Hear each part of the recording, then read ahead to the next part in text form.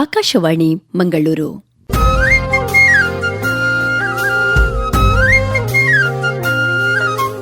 ಕಿಸಾನ್ ವಾಣಿ, ಕಿಸಾನ್ ವಾಣಿ, ಜೈ ಕಿಸಾನ್, ಜೈ ಕಿಸಾನ್, ಜೈ ಕಿಸಾನ್, ಕಿಸಾನ್ ವಾಣಿ. ಇಂದಿನ ಕಾರ್ಯಕ್ರಮದ ಪ್ರಾಯೋಜಕರು ಕೃಷಿ ಹಾಗೂ ರೈತ ಕಲ್ಯಾಣ ಸಚಿವಾಲಯ, ಭಾರತ ಸರ್ಕಾರ. प्रधानमंत्री किसान मान धन योजना. मिलेगा पेंशन का सहारा, कृषक ना होगा बेसहारा, जुड़ेगा खुशियों से नाता, कटेगा सुख से बुढ़ापा, सुरक्षित होगा अन्नदाता, सुरक्षित होगा अन्नदाता. प्रधानमंत्री किसान मान धन योजना से लघु सीमांत किसानों का भविष्य होगा सुरक्षित और 60 वर्ष की आयु से 3,000 रूपए मासिक पेंशन होगी सुनिश्चित. 55 रूपए से 200 रूपए की मासिक किश्त देकर प्रवेश कर सकते हैं. 18 से 40 वर्ष तक के किसान इस अंशदायक योजना में सरकार देगी बराबर का योगदान. सभी किसान भाई बहन इस योजना के लाभ के लिए जन सेवा केंद्र में जाएं और अपना निःशुल्क नामांकन कराएं. प्रधानमंत्री किसान मान धन योजना, अन्नदाता के परिश्रम को संबल, पेंशन से सुरक्षित उनका कर. कृषि एवं किसान कल्याण मंत्रालय, भारत सरकार द्वारा जनहित में जारी. ಇಂದಿನ ಕಾರ್ಯಕ್ರಮದಲ್ಲಿ ಸಾವಯವ ಕೃಷಿ ಹಾಗೂ ಮೌಲ್ಯವರ್ಧಿತ ಉತ್ಪನ್ನಗಳ ವೈವಿಧ್ಯತೆಯೊಂದಿಗೆ ಪಿಂಗಾರ ತೋಟಗಾರಿಕಾ ಕೃಷಿ ಉತ್ಪನ್ನಗಳ ತಯಾರಿಕಾ ಕಂಪನಿಯ ನಿರ್ದೇಶಕರಾದ ಶ್ರೀಯುತ ರಾಮ್ ಕಿಶೋರ್ ಕಜೆ ಇವರೊಂದಿಗೆ ಸಂದರ್ಶನವನ್ನು ಕೇಳುವಿರಿ. ಸಂದರ್ಶಕರು ಶಶಿಕಲಾ ಪ್ರಭು ಕಾಡುಮಠ. ಪ್ರೀತಿಯ ಶ್ರೋತೃಗಳೇ, ಇಂದು ನಮ್ಮೊಂದಿಗಿದ್ದಾರೆ ಪ್ರಗತಿಪರ ಕೃಷಿಕರಾದ ಶ್ರೀಯುತ ರಾಮ್ ಕಿಶೋರ್ ಕಜೆ ಇವರು. ಆಧುನಿಕ ಕೃಷಿಯ ಬಗ್ಗೆ ತಮ್ಮ ಅನುಭವಗಳನ್ನು ಹಂಚಿಕೊಳ್ಳಲಿದ್ದಾರೆ. ಹಾಗೆಯೇ ಮೌಲ್ಯವರ್ಧಿತ ಉತ್ಪನ್ನಗಳು, ಇದರ ಬಗ್ಗೆ ಸಹ ತಮ್ಮ ಅನುಭವಗಳನ್ನು ಹಂಚಿಕೊಳ್ಳಲಿಕ್ಕಿದ್ದಾರೆ. ಸರ್, ಕಾರ್ಯಕ್ರಮಕ್ಕೆ ಸ್ವಾಗತ. ನಮಸ್ತೆ. ನಿಮ್ಮ ದೃಷ್ಟಿಯಲ್ಲಿ ಆಧುನಿಕ ಕೃಷಿ ಅಂದ್ರೆ ಹೇಗೆ ಇರಬೇಕು? ಆಧುನಿಕ ಕೃಷಿ ಅಂದ್ರೆ ಅದರಲ್ಲಿ ಕೃಷಿಕ ತನ್ನನ್ನು ತಾನು ತೊಡಗಿಸಿಕೊಳ್ಳುವಾಗ ಹೆಚ್ಚು ಆಧುನಿಕ ಪದ್ಧತಿಗಳನ್ನು ಮಾಡಬೇಕು. ಅಂದ್ರೆ ಅದರಲ್ಲಿ ಯಂತ್ರೋಪಕರಣಗಳನ್ನು ಉಪಯೋಗಿಸಬೇಕು. ಕಾರ್ಮಿಕರ ಅಭಾವ ಅನ್ನೋದು ತೀವ್ರವಾಗಿದೆ. ಅದನ್ನ ತಡ್ಕೊಳ್ಳಿಕ್ಕೆ ಈಗ ಸಾಮಾನ್ಯ ಕೃಷಿಕರಿಗೆ ಸಾಧ್ಯ ಇಲ್ಲ. ಅಂದ್ರೆ ಈಗ ಮೊದಲಿನ ಹಾಗೆ ಕೃಷಿಕ ಅಂತಂದ್ರೆ ದನಿ, ಅವನು ದೊಡ್ಡವನು, ಮನೆಯಲ್ಲೇ ಕೂತ್ಕೊಂಡು ಆರ್ಡರ್ ಕೊಡುವಂಥದ್ದು, ಅದರ ಕೆಲಸವನ್ನು ಕೆಲಸಗಾರರು ಮಾಡ್ತಾರೆ ಅನ್ನೋದು ಆ ಕಾಲ ಎಲ್ಲಿಗೋ ಹೋಯ್ತು. ಈಗ ಕೃಷಿಯನ್ನು ಮಾಡಿಸಬೇಕಾದ್ರೆ ಕೃಷಿಕನಾದವನು ಕೆಲಸಗಾರರ ಜೊತೆ ನಿಂತು ಅವನಿಗೂ ಆ ಕೆಲಸವನ್ನು ಹೇಗೆ ಮಾಡುವುದು ಅಂತ ಗೊತ್ತಿದ್ರೆ ಮಾತ್ರ ಆ ಕೆಲಸವನ್ನು ಮಾಡಿಸಲಿಕ್ಕೆ ಹೆಚ್ಚು ಸೂಕ್ತವಾಗಿ ಮಾಡಿಸಲಿಕ್ಕೆ ಸಾಧ್ಯ ಆಗ್ತದೆ.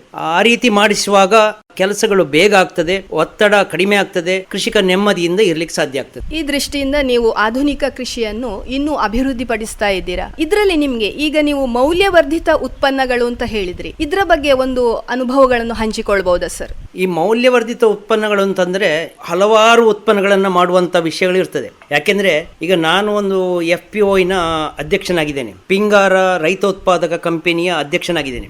ಈ ರೈತ ಉತ್ಪಾದಕ ಕಂಪನಿಯೇ ಪ್ರಾರಂಭ ಆದದ್ದೇ ರೈತರಿಗೋಸ್ಕರ. ಇಲ್ಲಿ 1,250 ಜನ ಸದಸ್ಯರಿದ್ದಾರೆ. ಈಗ ಪ್ರತಿಯೊಬ್ಬರು 1,000 ರೂಪಾಯಿ ಪಾಲು ಬಂಡವಾಳವನ್ನು ಹಾಕಿ ಮೆಂಬರ್ ಆಗಿದ್ದಾರೆ. ಅವರ ಮೂಲಕ ಎಲೆಕ್ಟ್ ಆಗಿ ನಾನು ಈಗ ಅಧ್ಯಕ್ಷನಾಗಿ ಕೆಲಸ ಮಾಡ್ತಾ ಇದ್ದೀನಿ. ಕಳೆದ 8 ವರ್ಷದಿಂದ ಈ ಪಿಂಗಾರ ಕಂಪನಿಯಲ್ಲಿ ಕೆಲಸ ಮಾಡ್ತಾ ಇದ್ದೀನಿ. ಈ ಪಿಂಗಾರ ಕಂಪನಿಯಲ್ಲಿ ನಾವು ಮೌಲ್ಯವರ್ಧಿತ ಉತ್ಪನ್ನಗಳನ್ನು ಮಾಡ್ತೇವೆ.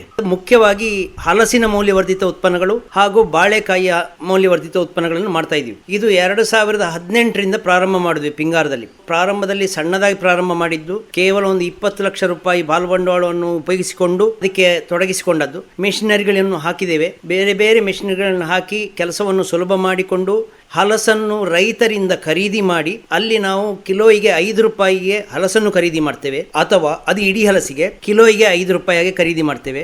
ಅಲ್ಲದೆ ಇದ್ರೆ ಸೊಳೆ ಬಿಡಿಸಿ ತಂದರೆ ನಾವು ಅದಕ್ಕೆ 60 ರೂಪಾಯಿಯನ್ನು ಕೊಡ್ತಾ ಇದ್ದೀವಿ. ಇದನ್ನ ಹಲವಾರು ರೈತರು ಉದ್ಯೋಗವಾಗಿ ಕೂಡ ಈಗ ಅದನ್ನು ತೊಡಗಿಸಿಕೊಂಡಿದ್ದಾರೆ. ಸೊಳೆಯನ್ನು ಪಿಂಗಾರಕ್ಕೆ ತಂದಾಗ ಅವರಿಗೆ ಉತ್ತಮ ಮೌಲ್ಯ ಅದಕ್ಕೆ ದೊರಕ್ತದೆ. 60 ರೂಪಾಯಿ ಕೆಜಿ ಅಂದ್ರೆ ದಿನಕ್ಕೆ ಈಗ 100 ಕಿಲೋ ಸೊಳೆ ಬಿಡಿಸಿ ತರುವವರು ಇದ್ದಾರೆ. ಹಾಗೆ ದಿನಕ್ಕಷ್ಟನ್ನು ಅರ್ನ್ ಮಾಡುವ, ಅಂದ್ರೆ ಕೆಲಸ ಕಷ್ಟ ಇದೆ, ನಾನು ಬಹಳ ಸುಲಭ ಇದೆ ಅಂತ ಹೇಳ್ತಾ ಇರೋದಲ್ಲ. ಬೆಳಗ್ಗೆ 5 ಗಂಟೆಗೆ ತೋಟಕ್ಕೆ ಹೋಗಿ ಹಲಸಿನಕಾಯಿ ಕೊಯ್ದು ಅದನ್ನು ತಂದು ಬಿಡಿಸಿ 10-11 ಗಂಟೆ ಒಳಗಡೆ ಪಿಂಗಾರಕ್ಕೆ ತಂದು ತಲುಪಿಸಬೇಕಾಗತ್ತೆ. ಯಾಕೆಂದ್ರೆ ಪಿಂಗಾರದಲ್ಲಿ ಅದನ್ನ ಮುಂದಕ್ಕೆ ಮೌಲ್ಯವರ್ಧಿತ ಉತ್ಪನ್ನ ಮಾಡಬೇಕು. ಅದರಿಂದ ಹಪ್ಪಳ ಮಾಡಬೇಕು, ಅದರಿಂದ ಚಿಪ್ಸ್ ಮಾಡಬೇಕು. ಇಂತಹ ಉತ್ಪನ್ನಗಳನ್ನು ತಯಾರು ಮಾಡಬೇಕಾದ್ರೆ ಅದಕ್ಕೂ ಸಮಯ ಬೇಕು. ಹಾಗಾಗಿ ನಾವು ಬೇಗ ತರುವವರಿಗೆ ಕಿಲೋಯಿಗೆ 60 ರೂಪಾಯಿ ನಾವು ಕೊಡ್ತೇವೆ. ಈ ರೀತಿ ಹಲಸನ್ನು ಖರೀದಿ ಮಾಡಿದಾಗ ಈಗ ಇಡೀ ಹಲಸನ್ನೇ ತಂದರೆ ನಾವು ಅವರಿಗೆ 5 ಕಿಲೋಯಿಗಾಗಿ ಕೊಡ್ತಾ ಇದ್ದೀವಿ. ಅಂದರೆ ಒಂದು ಹಲಸಿನಲ್ಲಿ ಒಂದು 50 ರೂಪಾಯಿಯಿಂದ 100 ರೂಪಾಯಿ ಆದಾಯವನ್ನು ಅವರು ಹಲಸು ಬರೀ ಮಾರಿದ್ದಲ್ಲಿ ಸಿಗ್ಲಿಕ್ಕೆ ಸಾಧ್ಯ ಇದೆ. ಕಳೆದ ವರ್ಷ ನಾವು 6 ಲಕ್ಷ ರೂಪಾಯಿಯ ಹಲಸನ್ನು ಖರೀದಿ ಮಾಡಿದ್ದೇವೆ. ಇದು ಸಣ್ಣ ಮೊತ್ತ ಅಲ್ಲ, ಯಾಕೆಂದರೆ ರೈತನಿಗೆ ಅದರಲ್ಲಿ ಸಿಕ್ಕಿದೆ ಅಂತ ಅರ್ಥ. ಅದು ನಾವು ಅದನ್ನು ಕೊಟ್ಟಿದ್ದೇವೆ. ಅದರಿಂದ ನಾವು ಒಂದು ಉತ್ಪನ್ನಗಳನ್ನು ತಯಾರು ಮಾಡಿ ನಾವು ಮಾರಾಟ ಮಾಡುವಾಗ ನಾವು 25 ಲಕ್ಷ ರೂಪಾಯಿಯ ಉತ್ಪನ್ನಗಳನ್ನು ಮಾರಾಟ ಮಾಡಿದ್ದೇವೆ. ಆ ರೀತಿ ಉತ್ಪನ್ನಗಳನ್ನು ಮೌಲ್ಯವರ್ಧಿತ ಮಾಡಿದಾಗ ಅದಕ್ಕೆ ಮೌಲ್ಯ ಹೆಚ್ಚು ಸಿಗ್ತದೆ, ರೈತನಿಗೂ ಸಿಗ್ತದೆ. ಈಗ ನಾವು ಯಾಕೆ ಪಿಂಗಾರದಲ್ಲಿ ಹಲಸು ಮೌಲ್ಯವರ್ಧಿತ ಉತ್ಪನ್ನಗಳನ್ನು ತಯಾರು ಮಾಡಲಿಕ್ಕೆ ಪ್ರಾರಂಭ ಮಾಡಿದ್ವಿ ಅಂದರೆ, ಹಲಸು ತೀರಾ ಪೋಲಾಗುತ್ತಿರುವಂಥ, ಹಾಳಾಗುತ್ತಿರುವಂಥ, ಕೊಳತು ನಾರ್ತಾ ಇರುವಂಥ ಒಂದು ಬೆಳೆ. ಅದು ಅವನ ಬದುವಿನಲ್ಲಿ ಇದೆ, ತೋಟದಲ್ಲಿ 4-5 ಇದೆ. ಆದರೆ ಅದು ಬೀಳಲಿಕ್ಕೆ ಶುರುವಾದಾಗ ಅವನಿಗೆ ಬೇಸರ ಆಗ್ತದೆ, ಎಂತ ಮಾಡ್ಲಿಕ್ಕೆ ಆಗೋದಿಲ್ಲಲ್ಲ, ಇದಕ್ಕೇನು ಬೆಲೆ ಇಲ್ಲಲ್ಲ ಅಂತ. ಆದರೆ ನಾವು ಅದಕ್ಕೊಂದು ಸಣ್ಣ ಮಟ್ಟಿನ ಬೆಲೆಯನ್ನಾದರೂ ಕೊಡಲಿಕ್ಕೆ ನಾವು ಪ್ರಯತ್ನ ಮಾಡಿದ್ದೀವಿ. ಅಂದರೆ ಅದಕ್ಕೆ ಕೆಲಸ ಇದೆ, ನಾವು ಅದನ್ನೆಲ್ಲ ಮಾಡ್ತಾ ಇದ್ದೀವಿ.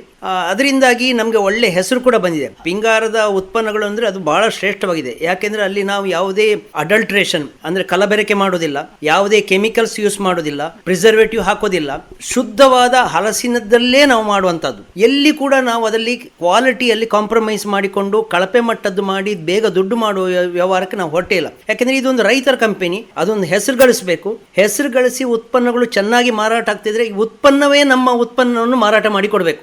ನಾವು ಬಾಯಿ ಮಾತಿನಲ್ಲೇ ಇದರ ಇಷ್ಟು ವ್ಯಾಪಾರ ಮುಂದೆ ಹೋಗ್ಲಿಕ್ಕೆ ಸಾಧ್ಯ ಆಗಿರೋದು. ನಾವು ಕಳೆದ ವರ್ಷ 25 ಲಕ್ಷ ರೂಪಾಯಿ ಮೌಲ್ಯದ ಉತ್ಪನ್ನಗಳನ್ನು ಮಾರಾಟ ಮಾಡಿದ್ವಿ ಅಂದರೆ ಅದು ಒಬ್ಬರು ಯೂಸ್ ಮಾಡಿದವರು ಇನ್ನೊಬ್ಬರಿಗೆ ಹೇಳಿಯೇ ಅದಾಗಿರುವಂಥದ್ದು. ಅದು ಬಿಟ್ಟು ನಾವು ಅಡ್ವರ್ಟೈಸ್ಮೆಂಟ್ ಕೊಟ್ಟಿಲ್ಲ, ಅದನ್ನೇನು ಮಾಡ್ಲಿಕ್ಕೆ ಆಗೋದಿಲ್ಲ ನಮಗೆ. ಯಾಕೆಂದರೆ ನಮಗೂ ಅದರಲ್ಲಿ ಒಂದು ಸಮಸ್ಯೆ ಇದೆ. ಇದಕ್ಕೊಂದು ಡೀಲರ್ ಸಿಕ್ಕಿ ಒಂದು 100 kg ಬೇಕು, 500 kg ಬೇಕು ಅಂತ ಆರ್ಡರ್ ಬಂದರೆ ನಮಗೆ ಬಹಳ ಉತ್ತಮ, ನಿಜ. ಆದರೆ ಆ ರೀತಿ ಬರಲಿಕ್ಕೆ ಡೀಲರ್ ಮಾಡಲಿಕ್ಕೆ ಏನು ಕಷ್ಟ ಅಂತಂದರೆ, ವರ್ಷ ಪೂರ್ತಿ ಪ್ರಾಡಕ್ಟೇ ಇಲ್ಲ ನಮಗೆ ಸಿಗುವುದೇ ಹಲಸು 3 ತಿಂಗಳು 4 ತಿಂಗಳು. ನಾವು ಅದರಲ್ಲಿ ಒಂದು 8 ತಿಂಗಳವರೆಗೆ ನಾವು ಅದನ್ನು ಉತ್ಪನ್ನ ಮಾಡಲಿಕ್ಕೆ ನಾವು ಮಾಡ್ಕೊಂಡಿದ್ದೀವಿ ಏರ್ಪಾಡು. ಯಾಕೆಂದರೆ ಈಗ ಒಂದು ಉಂಡ್ಲಕಾಳು ಅಂತ ಮಾಡುವಂಥದ್ದು ಉಪ್ಪು ಸೊಳೆಯಿಂದಲೇ ಮಾಡಬೇಕು. ಉಪ್ಪು ಸೊಳೆಯಿಂದ ಮಾಡಬೇಕಾದ ಕಾರಣ ನಾವು ಒಂದು 50-60 ಡ್ರಮ್ಮಿನಲ್ಲಿ ಉಪ್ಪು ಸೊಳೆ ಹಾಕಿರ್ತೇವೆ. ನಮ್ಮಲ್ಲಿ ಒಂದು ಹೆಚ್ಚು ಕಡಿಮೆ ಒಂದು 3,000-5,000 ಕಿಲೋ ಉಪ್ಪು ಸೊಳೆ ಸಿಗ್ತದೆ. ಅದನ್ನು ನಾವು ಆಫ್ ಸೀಸನಲ್ಲಿ ಯಾವಾಗ ಹಲಸು ಸಿಗೋದಿಲ್ವೋ ಆ ಸಮಯದಲ್ಲಿ ಈ ಥರ ಉತ್ಪನ್ನ ಮಾಡಲಿಕ್ಕೆ ನಾವು ತಯಾರು ಮಾಡ್ಕೊಂಡಿದ್ದೀವಿ. ಅದೇ ರೀತಿ ಪಲ್ಪ್, ಹಲಸಿನ ಹಣ್ಣಿನ ಪಲ್ಪ್ ಇದೆ. ಇದು ಐಸ್ ಕ್ರೀಮ್ಗೆ ಅಥವಾ ಪಾಯಸಕ್ಕೆ ಸುಲಭವಾಗಿ ಉಪಯೋಗಿಸ್ಬೋದು.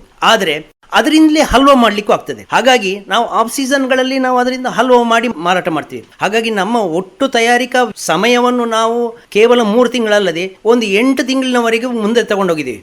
ಹೀಗಾಗಿ ಇದಕ್ಕೆಲ್ಲದಕ್ಕೂ ಒಬ್ಬ ಡೈರೆಕ್ಟ್ ಡೀಲರು, ಒಬ್ಬ ಬಲ್ಕ್ ಪರ್ಚೇಸರ್ ಅಂತ ಮಾಡಿಕೊಳ್ಳಿಕ್ಕೆ ಕಷ್ಟ ಆಗಿರೋದು. ಆ ರೀತಿ ಯಾರು ಸಿಕ್ಕಿದರೆ ನಮಗೆ ತುಂಬ ಉಪಯೋಗ. ಯಾಕೆಂದರೆ ಬೇರೆ ಯಾವುದೋ ಒಂದು ಉತ್ಪನ್ನವನ್ನು ಅವನು ಮಾರಾಟ ಮಾಡ್ತಾ ಇದ್ದು ಇದನ್ನು ನಾನು ಸೀಸನಲ್ಲಿ ತಗೊಳ್ತೀನಿ ಅಂತ ಹೇಳುವಂಥವ್ರು ಮುಂದೆ ಬಂದರೆ ನಮಗೆ ಖಂಡಿತ ಪ್ರಯೋಜನ. ವಿದೇಶದ ಮಾರ್ಕೆಟು ಹಾಗೆ. ಈಗ ಕೇರಳದಿಂದ ಪ್ರಾಡಕ್ಟ್ಗಳು ಜಾಸ್ತಿ ದುಬೈ, ಗಲ್ಫಿಗೆ ಹೋಗ್ತಾ ಇದೆ. ಅದೇ ನಮ್ಮ ದಕ್ಷಿಣ ಕನ್ನಡದಿಂದ ಹೋಗುವಾಗ ಆಗಬೇಕು. ಸರಿ, ಇದರಲ್ಲಿ ಸರ್ ನೀವು ಎಷ್ಟು ಜನರಿಗೆ ಈ ಉದ್ಯೋಗವನ್ನು ಅವಕಾಶವನ್ನು ಕಲ್ಪಿಸಿಕೊಟ್ಟಿದ್ದೀರಾ ಈ ಒಂದು ಉತ್ಪಾದನೆಗೆ? ಪಿಂಗಾರ ರೈತೋತ್ಪಾದಕ ಸಂಸ್ಥೆ ಇದು ತೋಟಗಾರಿಕಾ ಡಿಪಾರ್ಟ್ಮೆಂಟಿಂದ ಸಹಯೋಗದಿಂದ ನಡೀತಾ ಇರುವಂಥ ಒಂದು ಕಂಪನಿ. ಅವರು ನಮಗೆ ಸಾಕಷ್ಟು ಸಹಕಾರವನ್ನು ಮಾಡಿದ್ದಾರೆ. ನಾವು ಪ್ರಾರಂಭದಲ್ಲಿ ಹಲಸಿನ ಮೌಲ್ಯವರ್ಧನೆ, ಬಾಳೆಕಾಯಿ ಮೌಲ್ಯವರ್ಧನೆ ಅಂತ ಶುರು ಮಾಡಿದ್ವಿ. ಯಾವುದೇ FPO ಆದರೆ ಅದು 3 ವಿಷಯಗಳಲ್ಲಿ ಗಮನ ಹರಿಸಬೇಕು. ಒಂದು ಇನ್ಪುಟ್ ಬಿಸ್ನೆಸ್ಸು, ಒಂದು ಔಟ್ಪುಟ್ ಬಿಸ್ನೆಸ್ಸು, 3ನೇದಾಗಿ ಸರ್ವಿಸ್ ಸೆಕ್ಟರ್. ಅಂದರೆ ರೈತರಿಗೆ ಏನು ಉಪಯೋಗ ಆಗುತ್ತೋ ಅಂಥದ್ದನ್ನು ಮಾಡಿಕೊಡ್ಬೇಕು. ಇದು 3 ವಿಷಯ ಮುಖ್ಯವಾಗಿ. ಇನ್ಪುಟ್ ಬಿಸ್ನೆಸ್ ಅಲ್ಲಿ ನಾವು ರೈತನಿಗೆ ಬೇಕಾದ ಒಳ ಸುರುಳಿಗಳನ್ನು ಅಂದರೆ ಬೀಜ ಇರ್ಬೋದು, ಗೊಬ್ಬರ ಇರ್ಬೋದು, ಅಥವಾ ಟರ್ಪಲಿನ್ಗಳು, ಆ ರೀತಿಯ ಬೇಕಾದ ಐಟಮ್ಗಳನ್ನು ನಾವು ಬಲ್ಕ್ ಆಗಿ ತಂದು ಅವರಿಗೆ ಕಡಿಮೆ ದರದಲ್ಲಿ ಕೊಡಲಿಕ್ಕೆ ಪ್ರಯತ್ನ ಪಡ್ತೀವಿ. ಅಂದರೆ FPO ಫಾರ್ಮೇಷನ್ ಮಾಡಿದ ಉದ್ದೇಶವೇ ರೈತನಿಗೆ ಮಿಡ್ಲ್ ಮ್ಯಾನ್ ಅನ್ನು ತಪ್ಪಿಸಿ ಅತಿ ಕಡಿಮೆ ದರದಲ್ಲಿ ಮಾಲುಗಳು ಸಿಗಬೇಕು, ಮಾರಾಟ ಮಾಡುವಾಗ ಹೆಚ್ಚಿನ ಕ್ರಯ ಸಿಗಬೇಕು. ಇದು FPOನ ಮುಖ್ಯ ಉದ್ದೇಶ. ಸರ್ವಿಸ್ ಸೆಕ್ಟರ್ನಲ್ಲಿ ನಾವು ಮುಖ್ಯವಾಗಿ ಅಡಿಕೆ ತೋಟಕ್ಕೆ ಸಿಂಪಡಣೆ ಮತ್ತು ಅಡಿಕೆ ಕೊಯ್ಲು ಮಾಡುವಂಥ ಪ್ರಕ್ರಿಯೆಗೆ ನಾವು ಲೇಬರನ್ನು ಮತ್ತು ಆ ವಿಷಯವನ್ನು ನಾವು ಭಾಳ ವ್ಯವಸ್ಥಿತವಾಗಿ ಮಾಡಲಿಕ್ಕೆ ಪ್ರಯತ್ನ ಪಡ್ತಾ ಇದ್ದೀವಿ. ಅಂದರೆ ಕಾರ್ಬನ್ ಫೈಬರ್ ದೋಟಿ ಅಂತ ಬಂದ ನಂತರ ಆ ಕಾರ್ಬನ್ ಫೈಬರ್ ದೋಟಿಯನ್ನು 60-70 ಅಡಿ ಎತ್ತರಕ್ಕೆ ಉದ್ದ ಮಾಡಲಿಕ್ಕಾಗ್ತದೆ. ಹಾಗಾಗಿ ನೆಲದಿಂದಲೇ ನಿಂತು ಸಿಂಪಡಣೆ ಮಾಡುವುದಾಗಲಿ ಅಡಿಕೆ ಕೊಯ್ಲು ಮಾಡುವುದಾಗಲಿ ಮಾಡಲಿಕ್ಕೆ ಆಗ್ತದೆ. ಈಗ ಮರ ಹತ್ತಿ ಸಿಂಪಡಣೆ ಮಾಡೋದು ಮತ್ತು ಕೊಯ್ಲು ಮಾಡುವ ಸಮಯಗಳಲ್ಲಿ ನುರಿತ ಕೆಲಸಗಾರನೇ ಬೇಕು ಒಂದು. ಎರಡನೇದು ಅದರಲ್ಲಿ ಅಪಾಯ ಇದೆ. ಬಿದ್ದು ಕಾಲು ಮುರ್ಕೊಂಡಿರೋರು, ಪ್ರಾಣ ಹೋಗಿರುವಂತದ್ದು, ಸೊಂಟ ಮುರಿದಿರುವಂತವ್ರು ಬೇಕಾಷ್ಟು ನಿದರ್ಶನಗಳಿದೆ. ಹಾಗಾಗಿ ಅದನ್ನ ತಪ್ಪಿಸಲಿಕ್ಕೆ ನಮ್ಮಿಂದ ಸಾಧ್ಯ ಆಗಿದೆ. ನಮ್ಮಲ್ಲಿ ಈಗ ಆ ರೀತಿಯ 9 ಟೀಮ್ ಇದೆ. ಒಂದೊಂದು ಟೀಮ್ ನಲ್ಲಿ 9 ಜನ ಇದ್ದಾರೆ. ನಾವು ಫೋನ್ ಮಾಡಿದ್ರೆ ನಾವು ಬುಕಿಂಗ್ ತಗೊಂಡು ನಾವು ಅವರ ತೋಟಕ್ಕೆ ಹೋಗ್ತೀವಿ. ವಿಶೇಷತೆ ಏನು ಅಂತಂದ್ರೆ, ನಾವು ಪ್ರತಿ ಮರಕ್ಕೆ ಸಿಂಪಡಣೆ ಮಾಡುವಂತದ್ದು, ನಾವು ಚಾರ್ಜ್ ಮಾಡುವುದು ಮರದ ಲೆಕ್ಕದಲ್ಲಿ ಅಥವಾ ಕೊಯ್ಲು ಮಾಡುವುದು ಗೊನೆ ಲೆಕ್ಕದಲ್ಲಿ ಎಣಿಸ್ತೇವೆ. ನಾವೇ ಎಣಿಸಿ ಹೇಳ್ತೇವೆ ಎಷ್ಟಿದೆ ಏನಿದೆ ಅನ್ನೋದು. ಅದನ್ನ ನಮ್ಮ ಜನವೇ ಅದನ್ನ ಮಾಡಿ ಬಿಲ್ ಮಾಡಿ ಕೊಡ್ತಾರೆ. ಇದು ಯಾವ ರೀತಿಯಲ್ಲಿಯೂ ಇದು ಲೆಕ್ಕ ತಪ್ಪಲಿಕ್ಕೂ ಸಾಧ್ಯ ಇಲ್ಲ ಒಂದು. ಎರಡನೇದು, ಇದರಿಂದ ಯಾವ ರೀತಿಯಲ್ಲಿಯೂ ಇದು ಕಾಸ್ಟ್ಲಿ ಆಗ್ಲಿಕ್ಕೂ ಸಾಧ್ಯ ಇಲ್ಲ. ಯಾಕೆಂದ್ರೆ ನಮ್ಮ ಉದ್ದೇಶ ಸಣ್ಣ ರೈತರಿಗೆ ಮುಖ್ಯವಾಗಿ ನಾವು ಸಹಾಯ ಮಾಡಬೇಕು ಅನ್ನೋದು. ದೊಡ್ಡ ರೈತರು ಹೇಗೋ ಅವರು ಬಚಾವಾಗ್ತಾರೆ, ಆದರೆ ಸಣ್ಣ ರೈತರಿಗೆ ನಾವು ತೊಂದರೆ ಆಗಬಾರ್ದು. ಆ ತೊಂದರೆಯನ್ನು ತಪ್ಪಿಸಲಿಕ್ಕೋಸ್ಕರವೇ ನಾವು ಮಿನಿಮಮ್ ವೇಜಸ್ಸಿಗೆ ಬಂದಿದ್ದೇವೆ. ಅಂದ್ರೆ ಏನು, ಮರದ ಲೆಕ್ಕ. ಅವನಲ್ಲಿ 100 ಮರ ಇದ್ರೂ ನಾವು ಬರ್ತೇವೆ, 500 ಮರ ಇದ್ರೂ ಬರ್ತೇವೆ. ನಮ್ಗೆ 5,000 ಮರ ಇರೋರಲ್ಲಿಗೆ ನಾವು ಹೋಗುದು ಅಂತ ಹೇಳ್ತಾನೆ ಇಲ್ಲ. ಎಷ್ಟು ಸಣ್ಣ ತೋಟಕ್ಕಾದ್ರೂ ಬರ್ತೇವೆ. ಬರುವುದು ಮಾತ್ರ ಫುಲ್ ಟೀಮ್, 9 ಜನ ಇರುವಂತ ಟೀಮೇ ಬರೋದು. ಅದು ಅರ್ಧ ಗಂಟೆಯಲ್ಲಿ ಇರಲಿ, ಅರ್ಧ ದಿವಸದಲ್ಲಿರಲಿ, ಒಂದು ದಿವಸದಲ್ಲೇ ಇರಲಿ, ಆ ಕೆಲಸವನ್ನು ಮುಗಿಸಿ ಇನ್ನೊಂದು ತೋಟಕ್ಕೆ ಹೋಗ್ತೇವೆ. ಇಲ್ಲಿ ನಮಗೂ ಕೂಡ ಇದು ಅನುಭವದಲ್ಲೇ ಬಂದಿರುವಂತದ್ದು. ನಮ್ಗೆ ಯಾವುದೇ ಕೆಲಸವನ್ನು ಗುಂಪಿನಲ್ಲಿ ಮಾಡಿದಾಗಲೇ ಕೆಲಸ ಫಾಸ್ಟ್ ಆಗೋದು ಮತ್ತು ಚೆನ್ನಾಗಾಗೋದು. ಅದನ್ನ ಒಬ್ಬೊಬ್ಬನಿಗೆ ಕೆಲಸ ಬಿಟ್ಟಾಗ ಅದು ಮಾನಿಟರ್ ಮಾಡ್ಲಿಕ್ಕೆ, ಅದನ್ನ ಮಾಡಿರೋದನ್ನ ಸರಿ ಇದೆಯೋ ಇಲ್ಲೋ ಅನ್ನೋದನ್ನ ವಿಮರ್ಶೆ ಮಾಡ್ಲಿಕ್ಕೆ, ತರ್ಕ ಮಾಡ್ಲಿಕ್ಕೆ ಮತ್ತು ಅದನ್ನು ನೋಡ್ಲಿಕ್ಕೆ ಕಂಪನಿಯಲ್ಲಿ ಕೂತ್ಕೊಂಡು ಮಾಡ್ಲಿಕ್ಕೆ ಆಗೋದೇ ಇಲ್ಲ. ಹಾಗಾಗಿ ನಾವು ಅದಕ್ಕೆ ಒಬ್ಬರ ಮ್ಯಾನೇಜರ್ ಅಂತ ಇಟ್ಟಿದ್ದೇವೆ. 4 ಜನ ಕೆಲಸಗಾರರು, 4 ಜನ ಹೆಲ್ಪರ್ಸ್ ಅವ್ರ ಜೊತೆಲಿ ಇರ್ತಾರೆ. ಹಾಗಾಗಿ 4 ದೋಟಿಯಲ್ಲಿ ಒಮ್ಮೆಲೆ ಕೆಲಸ ಆಗ್ತದೆ, ಕೆಲಸ ಫಾಸ್ಟ್ ಆಗ್ತದೆ. ಇದಕ್ಕೆ ಅತಿ ಹೆಚ್ಚಿನ ಪ್ರಶಂಸೆ ಬಂದಿದೆ. ಎಲ್ಲಿವರೆಗೆ ಅಂದ್ರೆ ಎಲ್ಲಾ ಪೇಪರ್ ಮಾಧ್ಯಮಗಳಲ್ಲಿ, ಅಡಿಕೆ ಪತ್ರಿಕೆ ಅಂತ ಮಾಧ್ಯಮಗಳಲ್ಲಿ ಕೂಡ ನಮಗೆ ಬೆನ್ನು ತಟ್ಟಿ ಸಪೋರ್ಟ್ ಮಾಡ್ತಾನೆ ಇದ್ದಾರೆ. ಇದರಿಂದಾಗಿ ನಮ್ಮ ಆರ್ಡರ್ಸ್ಗಳು ವರ್ಷದಿಂದ ವರ್ಷಕ್ಕೆ ಜಾಸ್ತಿ ಆಗ್ತಾ ಇದೆ. ಎಲ್ಲಿವರೆಗೆ ನಾನು ಹೇಳ್ಬೋದು ಅಂದ್ರೆ, ಕಳೆದ 1 ವರ್ಷದಲ್ಲಿ 2.5 ಕೋಟಿ ರೂಪಾಯಿಯ ಟರ್ನ್ ಓವರ್ ಇದೊಂದು ಸರ್ವಿಸ್ ಸೆಕ್ಟರ್ ನಲ್ಲಿ ಮಾಡಿದ್ದೇವೆ. ಇದು ಒಂದು ಅಗಾಧವಾದ ವಿಷಯ. ಇದನ್ನು ಹೆಚ್ಚಿನ ಜನರು ಪ್ರಶಂಸೆ ಮಾಡಿದ್ದಾರೆ. ಕೊರತೆಗಳಿಲ್ಲ ಅಂತಲ್ಲ. ಈಗ ಯಾಕೆಂದ್ರೆ ಈಗ ಸ್ಪ್ರೇ ಮಾಡುವುದು ಅನ್ನೋದು ಮಳೆಗಾಲದಲ್ಲಿ ಮಾಡುವಂಥದ್ದು. ಪ್ರತಿ ವರ್ಷವೂ ಈ ರೀತಿ ಆಟಿ ತಿಂಗಳು ಬರುವ ಸಮಯಕ್ಕಾಗುವ, ಅಂದ್ರೆ ಜುಲೈ ಸಮಯಕ್ಕಾಗುವಾಗ ನಮಗೆ ಒತ್ತಡ ಜಾಸ್ತಿ ಆಗ್ತದೆ. ಒತ್ತಡ ಜಾಸ್ತಿ ಆಗುವಾಗ ಪ್ರತಿ ವರ್ಷವೂ ನಾವು ಟೀಮಿನ ಸಂಖ್ಯೆ ಜಾಸ್ತಿ ಮಾಡಿ, ಹೆಚ್ಚು ಲೇಬರ್ಗಳನ್ನ ಹಾಕಿ, ನಾವು ಅದನ್ನ ಹೆಚ್ಚು ದೋಟಿಗಳನ್ನು ಹಾಕಿ ಕೆಲಸ ಮುಗಿಸುವ ಪ್ರತಿ ವರ್ಷವೂ ಈ ಪ್ರಯತ್ನ ನಾವು ಮಾಡ್ತಾನೆ ಇದೀವಿ. ಹಾಗಾಗಿ ನಮ್ಮ ಕಡೆಯಿಂದ ಎಫರ್ಟ್ಸ್ ಇದೆ. ಹಾಗೆ ಅಂತೇಳಿ ಕೆಲವರಿಗೆ ಬೇಸರ ಆಗಿದ್ದೂ ಇರ್ಬೋದು, ಇಲ್ಲ ಅಂತಲ್ಲ. ಈಗ 30 ದಿವಸಕ್ಕೊಮ್ಮೆ ಸ್ಪ್ರೇ ಕೊಡಬೇಕು ಅನ್ನೋದು ಲೆಕ್ಕ. ಹಾಗಾಗಿ ಇದರಲ್ಲಿ ಎಲ್ಲರ ಸಹಕಾರವೂ ಬೇಕು. ಹಾಗಾಗಿ ನಮಗೆ ಸರ್ವಿಸ್ ಸೆಕ್ಟರ್ನಲ್ಲಿಯೇ, ಅಂದರೆ ಈ ಮದ್ದು ಬಿಡೋ ಪ್ರಕ್ರಿಯೆ ಕೆಲಸದಲ್ಲಿಯೇ ನಮಗೆ 81 ಜನ ಇದ್ದಾರೆ. ಇದಲ್ಲದೆ ತೆಂಗಿನಕಾಯಿ ಕೊಯ್ಲು ಮಾಡುವಂಥ ತಂಡ ಅಂತ ಬೇರೆ ಇದೆ, ಅದರಲ್ಲಿ 8-9 ಜನ ಇದ್ದಾರೆ. ಅದಲ್ಲದೆ ನೀವು ಎಷ್ಟು ಜನ ಕೆಲಸಕ್ಕೆ ಇದ್ದಾರೆ ಅಂತ ಕೇಳಿದ್ದಕ್ಕೆ ನೀವು ಉತ್ತರ ಹೇಳ್ತಾ ಇದ್ದೀನಿ. ಅದರಲ್ಲಿ ಈ ಹಲಸು ಮೌಲ್ಯವರ್ಧನೆ ಮಾಡೋ ಸಮಯದಲ್ಲಿ, ಅಂದರೆ ಇದು ವರ್ಷ ಪೂರ್ತಿ ನಡೆಯುವುದಿಲ್ಲ, ಹಾಗಾಗಿ ಅದರಲ್ಲಿ ಒಂದು 10-15 ಜನ ಹೆಂಗಸರಿರ್ತಾರೆ. ಅದು ಬೇರೆ ಬೇರೆ ಸಮಯದಲ್ಲಿ ಬೇರೆ ಬೇರೆ ಸಂಖ್ಯೆಗಳಿರ್ತದೆ. ಅಂತೂ ನಮ್ಮಲ್ಲಿ 120 ಜನ ಕೆಲಸಗಾರರು ವರ್ಷ ಪೂರ್ತಿ ಕೆಲಸ ಮಾಡ್ತಾರೆ. ಇದಲ್ಲದೆ ಈಗ ಸದ್ಯಕ್ಕೆ ನಾವು ಅಡಿಕೆ ಸುಲಿಯುವಂಥದ್ದು, ಅಡಿಕೆ ಅಜಪ್ಪುವಂಥದ್ದು, ವಿಂಗಡಣೆ ಮಾಡುವಂಥದ್ದು, ಇದಕ್ಕೆಲ್ಲ ಜನವೂ ಬೇರೆ ಇಟ್ಟಿದ್ದೇವೆ. ಸೊ ಇದೆಲ್ಲ ನಿರಂತರ ನಡೀತಾ ಇದೆ. ಯಾಕೆಂದ್ರೆ ನಾವು ಬೆಳೀತಾ ಇದ್ದೇವೆ. 2016ರಲ್ಲಿ ಕಂಪನಿ ಪ್ರಾರಂಭ ಆಯಿತು. 2018ರಲ್ಲಿ ನಮ್ದು ಹಲಸಿನ ಮೌಲ್ಯವರ್ಧನಾ ಘಟಕ ಪ್ರಾರಂಭ ಆಯಿತು. ಅದಾಗಿ 2019ರಲ್ಲಿ ನಾವು ಅಡಿಕೆ ವ್ಯಾಪಾರ ಶುರು ಮಾಡಿದ್ವಿ. ಅಡಿಕೆ ವ್ಯಾಪಾರ ಶುರು ಮಾಡಿದ್ಮೇಲೆ ನಾವು ಸ್ವಲ್ಪ ಹೆಚ್ಚು ಪ್ರಚಲಿತಕ್ಕೆ ಬಂದ್ವಿ. 2021ರಲ್ಲಿ ನಾವು ಸರ್ವಿಸ್ ಸೆಕ್ಟರ್ನಲ್ಲಿ ನಾವು ಅಡಿಕೆ ಕೊಯ್ಲು ತಂಡ ಅಂತ ಪ್ರಾರಂಭ ಮಾಡಿದ್ವಿ. ಅಡಿಕೆ ಕೌಶಲ್ಯ ಪಡೆ ಅಂತ ನಮ್ಮ ಹೆಸರು. ಅದಕ್ಕೆ ಅದರಲ್ಲಿ ಮದ್ದು ಬಿಡುವಂಥದ್ದು ಇದು ಮಾಡಿದ ಮೇಲೆ ನಾವು ಊರಿಡೀ ಪ್ರಚಾರ ಆಗಿದ್ದೀವಿ. ಪಿಂಗಾರ ಅಂದರೆ ಸಾಮಾನ್ಯ ಎಲ್ರಿಗೂ ಗೊತ್ತಿದೆ ಈಗ. ಆಮೇಲೆ 2023ರಲ್ಲಿ PMFME ಸ್ಕೀಮ್ ಬಂತು. ಪ್ರಧಾನಮಂತ್ರಿಯವ್ರದ್ದು ಈ ಕೊರೋನಾ ಬಂದ ನಂತರ ಒಂದು ಸ್ಕೀಮ್ ತಂದರು. ಅಂದರೆ ಯಾರು ಈ ರೀತಿ ಸಣ್ಣ ಮಟ್ಟಿನ ಉದ್ಯೋಗ ಮಾಡ್ತಾ ಇದ್ರು ಅವ್ರನ್ನೆಲ್ಲ ಒಗ್ಗೂಡಿಸಲಿಕ್ಕೋಸ್ಕರ ಮಾಡಿರುವಂಥ ಸ್ಕೀಮ್ ಅದು. ಆ ಸ್ಕೀಮಿನಲ್ಲಿ ಅವರು ಲೋನ್ ಕೊಡ್ತೇವೆ, ನೀವು ಮಾಡಿ ಅಂತ ಹೇಳ್ಕೊಂಡು ಮುಂದೆ ಬಂದಿದ್ರು. ಅದರಲ್ಲಿ ನಾವು ಒಂದು 75 ಲಕ್ಷ ರೂಪಾಯಿ ಲೋನ್ ತಗೊಂಡು ನಾವು ಹೊಸ ಜಾಗದಲ್ಲಿ, ನಾವೇ ಒಂದು ಜಾಗವನ್ನು 3.5 ಎಕರೆ ಜಾಗವನ್ನು ಖರೀದಿ ಮಾಡಿದ್ವಿ, ನೆಲ್ಲಿಗುಡ್ಡೆ ಅನ್ನೋ ಜಾಗದಲ್ಲಿ. ಈಗ ನಮ್ಮ ಎಲ್ಲ ವ್ಯವಹಾರವು ಆ ನೆಲ್ಲಿಗುಡ್ಡೆಯ ಜಾಗದಿಂದಲೇ ನಡೆಯುವಂಥದ್ದು. ಆಮೇಲೆ ನಮ್ಮ ಈ ರೀತಿಯ ಎಲ್ಲ ಮೌಲ್ಯವರ್ಧನೆ ಮಾಡುವಂಥ ಜಾಗವನ್ನು ಮಾಡ್ಕೊಂಡಿದ್ದೀವಿ. ಜೊತೆಯಲ್ಲಿ ಅಡಿಕೆಗೆ ಬೇಕಾದ ವ್ಯವಸ್ಥೆಯನ್ನು ಸರಿಯಾಗಿ ಮಾಡ್ಕೊಂಡಿದ್ದೀವಿ. ಅಂದರೆ ಅಡಿಕೆಯನ್ನು ತಂದು ಕೊಟ್ಟರೆ, ಸಿಪ್ಪೆ ಸಹಿತ ಇರುವ ಅಡಿಕೆಯನ್ನು ತಂದು ಕೊಟ್ಟರೆ ನಮ್ಮಲ್ಲಿಯೇ ಸುಲಿದು ಅದನ್ನು ಕ್ಲೀನ್ ಮಾಡಿ ವಿಂಗಡಣೆ ಮಾಡಿ, ಅಡಿಕೆ ಬೇರೆ, ಪಟೋರ ಬೇರೆ, ಕರಿಗೋಟು ಬೇರೆ ಅನ್ನೋ ವಿಂಗಡಣೆಯನ್ನು ಮಾಡಿ ನಾವು ರೈತನಿಗೆ ಕೊಡ್ತೇವೆ. ಬೇಕಿದ್ರೆ ಅಲ್ಲ ನಾವೇ ಖರೀದಿಸಲಿಕ್ಕೆ ಅವ್ರು ಒಪ್ಪಿಗೆ ಕೊಟ್ಟರು ಅಂದರೆ ನಾವು ಅದನ್ನು ಖರೀದಿಸ್ತೀವಿ. ಈ ರೀತಿಯಾಗಿ ನಮ್ಮ ವ್ಯವಹಾರ ಜಾಸ್ತಿ ಆಗ್ತಿದೆ. ನಾವು ಕೇವಲ 10 ರೂಪಾಯಿಗೆ ಅಡಿಕೆಯನ್ನು ಸುಲಿದು ಅಜಪ್ಪಿ ಕೊಡ್ತೇವೆ. ಇದು ಸಾಧ್ಯವೇ ಇಲ್ಲ ಬಾಕಿ. ಯಾಕೆಂದ್ರೆ ಪ್ರೈವೇಟ್ ನಲ್ಲಿ ಇಲ್ಲೇ ಇದ್ರು 12 ರೂಪಾಯಿಯಿಂದ 15 ರೂಪಾಯಿ ಸುಲಿಲಿಕ್ಕೆ ಇದೆ, ಆಮೇಲೆ ಅಜಪ್ಲಿಕ್ಕೆ 2-3 ರೂಪಾಯಿ ಇದೆ. ಹಾಗಾಗಿ ಅದು ಏನಿದ್ರು ಒಂದು 20 ರೂಪಾಯಿ ಅಂದಾಜು ಹೋಗುವಂತ ವಿಷಯವನ್ನು ನಾವು 10 ರೂಪಾಯಿಗೆ ಮಾಡ್ತಾ ಇದ್ವಿ. ಅದು ನಮ್ಮ ಹೆಗ್ಗಳಿಕೆ. ಅಂದ್ರೆ ನಾವು ಅಲ್ಲಿ ಯಂತ್ರವನ್ನು ಹಾಕಿದ್ದೀವಿ. ಇದೆಲ್ಲ ಸಾಧ್ಯ ಇರುವುದು FPOಗಳಿಗೆ. ಈ ರೀತಿ ಸಣ್ಣ ರೈತರಿಗೆ ಹೆಲ್ಪ್ ಆಗುವಂಥದ್ದು. ಈಗ ದೊಡ್ಡ ರೈತ ಒಂದು ಯಂತ್ರವನ್ನು ಹಾಕ್ಬೋದು, ಆದರೆ ಸಣ್ಣ ರೈತರು ಯಂತ್ರವನ್ನು ಇಡ್ಲಿಕ್ಕೆ ಸಾಧ್ಯ ಇಲ್ಲ. ನಾವು ಕಂಪನಿಯಿಂದ ನಾವು ಒಂದು ಯಂತ್ರವನ್ನು ಇಟ್ಟಿದ್ದೇವೆ. ಆ ಯಂತ್ರವನ್ನು ಮನೆಗೆ ತಗೊಂಡು ಹೋಗೋ ಬದಲು ನಾವು ಅಲ್ಲಿಯೇ ಇಟ್ಟು ವ್ಯವಸ್ಥೆ ಮಾಡಿದ್ದೀವಿ. ಆ ರೈತ ಅಲ್ಲಿಗೆ ಅಡಿಕೆ ತರ್ಬೋದು, ತಂದು ಸುಲಿಸ್ಬೋದು. ಸುಲಿಯುವಾಗ ಅವರಿಗೆ ಅನುಮಾನ ಇದೆ, ಸಂಶಯ ಇದೆ ಅಂತ ಆದರೆ ಅವರಿಗೆ ನಾವು CCTV ಕ್ಯಾಮರಾದ ಲಿಂಕ್ ಅನ್ನು ಕೊಡ್ತೇವೆ. ಅವರು ಮನೆಯಲ್ಲೇ ಕೂತು ಅವರ ಮೊಬೈಲ್ನಲ್ಲೇ ಆ ಪ್ರಕ್ರಿಯೆಯನ್ನು ನೋಡ್ಬೋದು. ಯಾವುದೇ ಹೆಚ್ಚು ಕಮ್ಮಿ ಆಗಿಲ್ಲ ಅನ್ನೋದನ್ನು ಖಾತ್ರಿ ಅವರೇ ಮಾಡಿಕೊಳ್ಬೋದು. ಹೆಚ್ಚು ಕಮ್ಮಿ ಆಗುದಿಲ್ಲ, ಯಾಕೆಂದ್ರೆ ನಾವು ತಂದ ಕೂಡಲೇ ಅವರ ಅಡಿಕೆಯನ್ನು ತೂಕ ಮಾಡಿಯೇ ಒಳಗೆ ತಗೊಳ್ಳೋದು. ಆ ತೂಕಕ್ಕೆ ಒಂದು 60%, 62% ಒಳ್ಳೆ ಅಡಿಕೆ ಬರ್ತದೆ ಅನ್ನೋದು ಗ್ಯಾರಂಟಿ. ಹಾಗೆ ಸುಲಿದ ಅಡಿಕೆಯನ್ನು ಪುನಃ ತೂಗುವಾಗ ಅವರಿಗೆ ಅದರಲ್ಲಿ ಗೊತ್ತಾಗ್ತದೆ ಏನು ಮೊದಲು ಹೆಚ್ಚು ಕಮ್ಮಿ ಆಗಿಲ್ಲ ಅನ್ನೋದು ಅವರಿಗೆ ಖಾತ್ರಿ ಆಗ್ತದೆ. ಅಂತೂ ನಾವು ಇದೆಲ್ಲ ಪ್ರಕ್ರಿಯೆಯನ್ನು ಸಾಧ್ಯವಾದಷ್ಟು ಪಾರದರ್ಶಕವಾಗಿ, ಸಾಧ್ಯವಾದಷ್ಟು ಅದನ್ನು ರೈತನಿಗೆ ಸಹಕಾರಿಯಾಗುವ ಹಾಗೆ ಮಾಡ್ತಾ ಇದ್ವಿ. ಹಾಗೆ ಅದಕ್ಕೂ ಜನ ಬೇಕು, ಅದಕ್ಕೂ ನಾವು ಇಟ್ಕೊಂಡಿದ್ದೀವಿ. ಇದು ಜೊತೆಯಲ್ಲಿ ನಾವು ಈಗ ಹುಲ್ಲು ತೆಗೆಯುವಂಥದ್ದು, ಗೊಬ್ಬರ ಹಾಕುವಂಥದ್ದು, ಇಂಥದಕ್ಕೂ ಕೂಡ ನಾವು ಜನ ಮಾಡುವಂಥ ಇದರಲ್ಲಿ ಯೋಚನೆಯಲ್ಲಿ ಇದ್ದೇವೆ. ಈ ವರ್ಷವಷ್ಟೇ ನಾವು ಒಂದು ಹೊಸ ಇನ್ನೊಂದು ಯೋಜನೆಯನ್ನು ಪ್ರಾರಂಭ ಮಾಡಿದ್ವಿ. ಅದು ಕೇವಲ ಬಿಟ್ಟದ ಸುತ್ತಮುತ್ತಲಿನ ಜನರಿಗೆ ಮಾತ್ರ ಇದೆ. ಈಗ ಅದನ್ನು ದೂರದ ಊರುಗಳಿಗೆ ನಾವು ಇನ್ನೂ ಅದನ್ನ ಮಾಡಿಲ್ಲ. ಪ್ರಾಯೋಗಿಕವಾಗಿ ಈ ವರ್ಷ ಸರ್ವ್ ಮಾಡಿದ್ವಿ ಅಷ್ಟೇ. ಈ ಪ್ರಾರಂಭ ಮಾಡಿರೋದು ಏನು ಅಂತಂದ್ರೆ ಅಡಿಕೆ ತೋಟದ ಟೋಟಲ್ ಮ್ಯಾನೇಜ್ಮೆಂಟಿನ ಕಾಂಟ್ರಾಕ್ಟ್ ತಗೊಳ್ಳುವಂಥದ್ದು. ಈಗ ಹೆಚ್ಚಿನ ಕಡೆಯಲ್ಲಿ ವಯಸ್ಸಾದವರೇ ಮನೆಯಲ್ಲಿ ಇರುವುದು. ಎಲ್ಲಾ ಯುವಕರು ಪೇಟೆಯಲ್ಲಿದ್ದಾರೆ, ತಂದೆ ಅಥವಾ ಅಜ್ಜ ಮನೆಯಲ್ಲಿದ್ದಾನೆ, ಮಕ್ಕಳು ಅಥವಾ ಎಲ್ಲರೂ ಪೇಟೆಯಲ್ಲಿ, ಬೆಂಗಳೂರಲ್ಲಿ, ಬಾಂಬೆಯಲ್ಲಿ ಇದ್ದಾರೆ. ಇಲ್ಲಿ ತೋಟ ಇವರಿಗೆ ಬಿಟ್ಟು ಹೋಗ್ಲಿಕ್ಕೆ ಗೊತ್ತಿಲ್ಲ, ತೋಟ ಬೇಕು.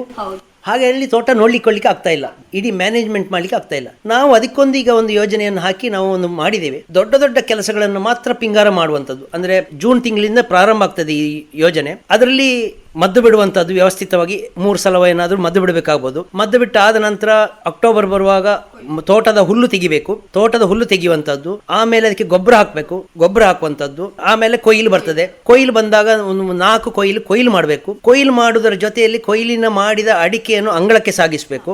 ಆ ಅಂಗಳಕ್ಕೆ ಸಾಗಿಸಿ ಅವನ ಅಂಗಳದಲ್ಲೇ ಒಣಗಿಸುವಂಥದ್ದು. ಪಿಂಗಾರಕ್ಕೆ ತಗೊಂಡೋಗಿ ಒಣಗಿಸುವುದಲ್ಲ, ಅವನ ಅಂಗಳದಲ್ಲೇ ಒಣಗಿಸುವಂಥದ್ದು. ಅಲ್ಲಿ ಹಾಗಾಗಿ ಗೊನೆ ಬಡಿದು ಹರಗಿ ಕೊಡಬೇಕು, ಈ ಕೆಲಸವನ್ನು ಮಾಡುವಂಥದ್ದು. ಅದಾದ ನಂತರ ಒಣಗಿದ ನಂತರ ಅದನ್ನ ಗೋಣಿಗೆ ತುಂಬಿಸಿ ಅದನ್ನ ಪಿಂಗಾರಕ್ಕೆ ತಗೊಂಡೋಗಿ ಸ್ಟಾಕ್ ಇಡುವುದು. ಯಾಕೆಂದ್ರೆ ಅಲ್ಲಿ ಆಮೇಲೆ ಅಡಿಕೆ ಸುಲಿಯೋದು. ಅದು ನಮ್ಗೆ ಪುರ್ಸೊತ್ತಿದ್ದಾಗ ಸುಲಿತೇವೆ. ಅದು ಸ್ವಲ್ಪ ಸ್ವಲ್ಪ ನೋಡಿಕೊಂಡು ಹಲವರು ಕೊಬೆಗೇಣಿಗೆ ಅಂತ ಕೊಡ್ತಾರೆ. ಕೊಬೆಗೇಣಿಗೆ ಕೊಟ್ಟಾಗ ಏನಿರ್ತದೆ ಅಂದ್ರೆ, ಕೊಬೆಗೇಣಿಗೆ ಕೊಡುವಂತ ಪ್ರಕ್ರಿಯೆ ಕೇವಲ ಮೇ ಜೂನ್ ನಲ್ಲಿ ಬಂದು ತೋಟವನ್ನು ನೋಡಿ ಅಲ್ಲಿ ಎಷ್ಟು ಈಲ್ಡ್ ಬರ್ಬೋದು ಅನ್ನೋ ಒಂದು ರಫ್ ಎಸ್ಟಿಮೇಷನ್ ಮಾಡೋದು. ಆ ರಫ್ ಎಸ್ಟಿಮೇಷನ್ ನ ಮೇಲೆ 50-50 ಅಥವಾ 40-60, 60-40 ಈ ರೀತಿಯ ಒಂದು ಕ್ಯಾಲ್ಕುಲೇಷನ್ ಮೇಲೆ ಅವ್ರು ಲೆಕ್ಕ ಹಾಕಿಕೊಂಡು ಒಂದು ಸಂಖ್ಯೆಯನ್ನು ಬರ್ತಾರೆ. ಅಂದ್ರೆ ಏನು, ಈಗ ಒಂದು 10 ಕ್ವಿಂಟಾಲ್ ಅಡಿಕೆ ಆಗುವ ತೋಟ ಇದೆ ಅಂತ ಆದ್ರೆ ಅದಕ್ಕೊಂದು 10 ಲಕ್ಷ ರೂಪಾಯಿ ಅಂತ ಏನೋ ಒಂದು ಕೊಡ್ಲಿಕ್ಕೆ ತಯಾರಾಗ್ತಾರೆ, ಅಥವಾ 5 ಲಕ್ಷ ಕೊಡ್ತೇನೆ ಅಂತ ಹೇಳ್ತಾರೆ. ಅದು ಅಲ್ಲಿ ಅಷ್ಟೇ ಹೊರತು ಅದರಲ್ಲಿ 5,50,500 ರೂಪಾಯಿ ಕೊಡುವಂತ ಪ್ರಕ್ರಿಯೆ ಬರುವುದಿಲ್ಲ. ಏನಾದ್ರು ಒಂದು ರೌಂಡ್ ಫಿಗರ್ ಬರ್ತದೆ.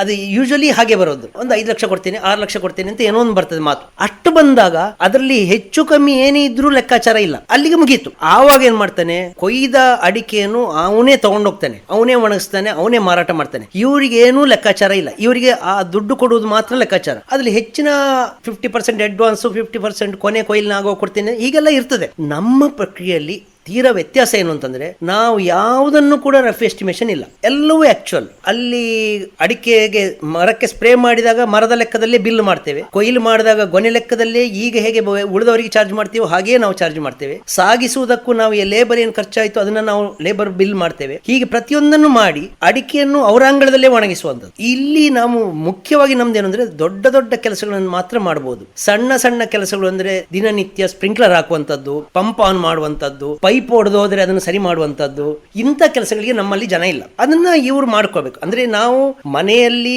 ಯಜಮಾನ ಇದಾನೆ ಅಂತ ತಗೊಳ್ಬೋದು. ಯಜಮಾನನೇ ಈ ಅಂಗಳದಲ್ಲಿರುವ ಅಡಿಕೆಗೂ ಜವಾಬ್ದಾರ, ಅವನ ತೋಟಕ್ಕೂ ಅವನೇ ಜವಾಬ್ದಾರ. ಈಗಲೂ ಹಾಗೆ ಇದ್ದಾರೆ ಅವರು. ಈಗ ಗೇಣಿಗೆ ಕೊಡುವುದಲ್ಲ, ಇದು ಒಂದು ಕೆಲಸವನ್ನು ಮಾತ್ರ ನಮ್ಗೆ ಹಂಚುವಂಥದ್ದು, ನಾವು ಅದನ್ನು ವಹಿಸ್ಕೊಳ್ತೇವೆ. ಹಾಗಾಗಿ ಇದರಲ್ಲಿ 2 ವಿನ್ ಸಿಚುವೇಶನ್. ನಮಗೂ ಒಂದು ರೀತಿಯ ಭದ್ರತೆ ಬಂತು, ಅವರಿಗೂ ಒಂದು ರೀತಿಯ ಭದ್ರತೆ ಬರ್ತದೆ. ಆಕ್ಚುಲಿ ಎಷ್ಟು ಅಡಿಕೆ ಬಂತೋ ಅಷ್ಟಕ್ಕೆ ತೂಕ ಮಾಡಿ ಅವ್ರಿಗೆ ಇಷ್ಟ ಬಂದಾಗ ಅದನ್ನ ಮಾರಾಟ ಮಾಡಬಹುದು.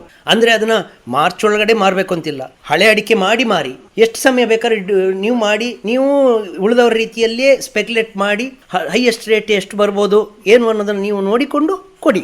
ನಾವು ಅದರಲ್ಲಿಲ್ಲ, ಆದರೆ ಅದರಲ್ಲಿ ನಮಗೆ ಒಂದು 5% ಕಮಿಷನ್ ಕೊಡಬೇಕು. ಇದಿಷ್ಟು ಇರುವಂಥದ್ದು, ನಮಗೂ ಲಾಭ ಬೇಕು, ಹಾಗಾಗಿ ನಮಗೆ 5% ಕಮಿಷನ್ ಕೊಡಬೇಕು ಅವರು. ಇದಿಷ್ಟು ನಾವೀಗ ಒಂದು ಏರ್ಪಾಡು ಮಾಡಿದ್ವಿ. ಒಂದು 6 ತೋಟ ಈಗ ಬಂದಿದೆ, 10 ತೋಟದವರೆಗೆ ನಮಗೆ ಚಾನ್ಸ್ ಇದೆ. ಈ ವರ್ಷಕ್ಕೆ ಅಷ್ಟೇ ಮಾಡುವಂಥದ್ದು. ಇದು ಈ ಜೂನ್ನಲ್ಲಿ ಪ್ರಾರಂಭ ಆದರೆ 2025 ಜೂನ್ನಲ್ಲಿ ಪ್ರಾರಂಭ ಆಗಿದೆ. ಈಗ ಆ ಪ್ರಕ್ರಿಯೆ 2027 ಮಾರ್ಚ್ನಾಗೆ ಮುಗೀತದೆ. ಒಂದು ಹಂಗಾಮು ಅಂತಂದ್ರೆ ಮುಗೀತದೆ. ಪುನಃ 2026 ಜೂನ್ನಲ್ಲಿ ಇನ್ನೂ ಪುನಃ ಕಾಂಟ್ರಾಕ್ಟ್ ಅನ್ನು ಮಾಡಿಕೊಳ್ತೀವಿ. ಇದು ಕಾಂಟ್ರಾಕ್ಟ್ ಬೇಸಿಸ್ ಕಲ್ಟಿವೇಶನ್ ಅಂತ. ಅಂದ್ರೆ ಇದು ಮುಂದಕ್ಕೆ ಇದು ಖಂಡಿತ ಪ್ರಚಲಿತಕ್ಕೆ ಬರುವಂತ ವಿಷಯ. ಯಾಕೆಂದ್ರೆ ಒಂದು ಕಂಪನಿ ಒಂದು ತೋಟವನ್ನು ನೋಡಿಕೊಳ್ಳುವುದು ಅಂತಂದ್ರೆ ಆವಾಗ 10 ಅಲ್ಲ 100 ತೋಟವನ್ನು ನೋಡಿಕೊಳ್ಬಹುದು. ಆಗ ಎಲ್ಲಾ ಕೆಲಸವನ್ನು ನಾವು ಸಮಗ್ರವಾಗಿ ಒಂದೇ ಜಾಗದಲ್ಲಿ ಮಾಡ್ಲಿಕ್ಕೆ ಆಗ್ತದೆ. ಒಂದು ಟೀಮ್ ಕಟ್ಟಿಕೊಂಡ್ರೆ ಆ ಟೀಮ್ನಲ್ಲಿ ಎಕ್ಸ್ಪರ್ಟ್ಗಳನ್ನು ಮಾಡಿಕೊಂಡು ಬೇರೆ ಬೇರೆ ಕೆಲಸಕ್ಕೆ ಆಯಾ ಎಕ್ಸ್ಪರ್ಟ್ಗಳನ್ನು ಯೂಸ್ ಮಾಡಿಕೊಂಡು ನಾವು ಕೆಲಸ ಮಾಡ್ಲಿಕ್ಕೆ ಆಗ್ತದೆ. ಅದರಿಂದ ಕಂಪನಿಗೂ ಒಳ್ಳೆಯದು, ರೈತನಿಗೂ ಒಳ್ಳೆಯದು. ಈ ಯೋಜನೆಯನ್ನು ಹಾಕೊಂಡಿದ್ದೀವಿ, ಈ ಜೂನ್ನಲ್ಲಿ ಪ್ರಾರಂಭ ಆಗಿದೆ. ಹಾಗಾಗಿ ನಮ್ಮಲ್ಲಿ ಕೆಲಸಗಾರರ ಸಂಖ್ಯೆ ಎಷ್ಟು ಅಂತಂದ್ರೆ ಅದು ನಿರಂತರ ಬೆಳೀತಾ ಇರುವಂತದ್ದು. ಹಾಗೆ ಈಗ 100 ಇದೆ, ಇನ್ನು ಜುಲೈಗೆ ಆಗುವಾಗ 150 ಆಗ್ತದೆ. ಹಾಗೆ ಅದು ಮುಂದಕ್ಕೆ ಇನ್ನೂ ಹೆಚ್ಚಾಗಬಹುದು. ನಮಗೆ ಲೇಬರ್ಸು ಬೇಕು, ಮ್ಯಾನೇಜರ್ಸು ಬೇಕು. ಒಳ್ಳೆಯ ಸರಿಯಾಗಿ ಕೆಲಸ ಮಾಡಿದರೆ ದೀರ್ಘಕಾಲವಾಗಿ ಇದನ್ನು ಚೆನ್ನಾಗಿ ಉಪಯೋಗಿಸ್ಕೋಬಹುದು. ಈಗ ಮಳೆಗೆ ನೀವು ಹೇಳಿದ್ರಿ ಅಡಿಕೆಯನ್ನು ಅವರ ಅಂಗಳಕ್ಕೆ ಬಂದು ಹಾಕ್ತೀರಿ ಅಂತೇಳಿ. ಸೊ ಅಂಥ ಸಂದರ್ಭದಲ್ಲಿ ಮಳೆ ಬರುವ ಸಂದರ್ಭ ಇದ್ರೆ ಏನು ಮಾಡಬಹುದು ಸರ್? ಆಗ್ಲೇ ಹೇಳಿದಾಗೆ ದೊಡ್ಡ ಕೆಲಸಗಳನ್ನ ಮಾತ್ರ ನಾವು ಮಾಡಬಲ್ಲು. ಈಗ ಇಲ್ಲಿ ನಾನು ಆಗ್ಲೇ ಹೇಳಿದಾಗೆ ರೈತ ಮನೆಯಲ್ಲಿ ಇದ್ದಾನೆ, ಯಜಮಾನ ಮನೆಯಲ್ಲಿ ಇದ್ದಾನೆ. ಅವನ ಜೊತೆಯಲ್ಲಿ ಒಂದಾದರೂ ಕೆಲಸಗಾರನ ಅವ್ರು ಇಟ್ಕೊಳ್ಬೇಕು. ಯಾಕೆಂದರೆ ಈ ರೀತಿ ಸ್ಪ್ರಿಂಕ್ಲರ್ ಚೇಂಜ್ ಮಾಡುವಂಥದ್ದು, ಪಂಪ್ ಸ್ವಿಚ್ ಆನ್ ಮಾಡೋದು, ತೆಗೆಯುವಂಥದ್ದು ಬೇಕಾಗಲೇಬೇಕು. ಸಣ್ಣ ಅಥವಾ ವಾರಕ್ಕೊಮ್ಮೆ ಅಡಿಕೆ ಹೆಕ್ಕುವಂಥದ್ದು, ಈ ಅಂಗಳದಲ್ಲಿ ನಾವು ಹಾಕಿದ ಅಡಿಕೆಯನ್ನು ಮಗಚುವಂಥ ಕೆಲಸ, ಕಾಲಾಕುವಂಥ ಕೆಲಸ, ಇದಕ್ಕೆಲ್ಲ ಅವರೇ ವ್ಯವಸ್ಥೆ ಮಾಡಿಕೊಳ್ಬೇಕು. ಅದರಲ್ಲಿ ರೈತನ ಪಾರ್ಟಿಸಿಪೇಷನ್ ಇಲ್ಲದೆ ಮಾಡುವಂಥದ್ದೇ ಅಲ್ಲ ಇದು. ರೈತನ ಪಾರ್ಟಿಸಿಪೇಷನ್ ಇದೆ, ಆದರೆ ಅವನಿಗೆ ಹೊರೆ ಇಲ್ಲ, ಜವಾಬ್ದಾರಿ ಕಡಿಮೆ ಇದೆ, ಅವ್ರಿಗೆ ಯಾವ ಆತಂಕ ಇಲ್ಲ. ಇವತ್ತು ಕೆಲಸ ಆಗ್ತದೋ ಇಲ್ಲೋ ಅನ್ನೋ ಆತಂಕ ಬೇಡ. ದೊಡ್ಡ ಕೆಲಸಗಳನ್ನು ಕಂಪನಿ ನಾವು ಮಾಡಿಕೊಡ್ತೇವೆ, ಆಗ ಆತಂಕ ಇಲ್ಲ. ಈಗ ಮುಖ್ಯವಾಗಿ ಆತಂಕ ಬರುವುದು ಎಲ್ಲಿ ಅಂತಂದರೆ, ಒಂದು ಮದ್ದು ಬಿಟ್ಟಾಗಿಲ್ಲ ಅನ್ನೋಂಥ ಒಂದು ವಿಷಯದಲ್ಲಿ.